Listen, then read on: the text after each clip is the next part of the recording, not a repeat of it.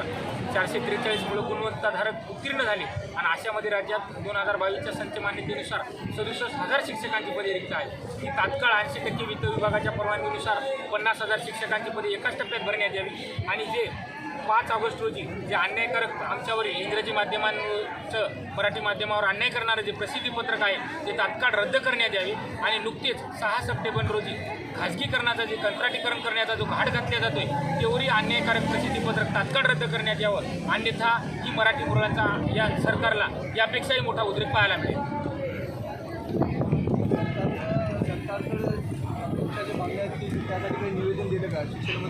आम्ही वेळोवेळी निवेदन दिले, अनेक वेळा आंदोलनं केली, अनेक वेळा मोर्चा केला, पण या असंवेदनशील सरकारला कुठल्याही प्रकारे जाग येत नाही आणि दुर्दैवाची बाब म्हणजे महाराष्ट्रामध्येच मराठी मुलांवर वेळोवेळी अन्याय केला जातो. यापुढची भूमिका आता आम्ही शांततेच्या मार्गाने संविधानिक मार्गाने आंदोलन करीत होतो. सरकार जर वेळोवेळी ह्याच प्रकारे जर भूमिका असेल तर ह्यापेक्षाही आमचा आता अन्यायकारक उद्रेक पाहायला मिळेल.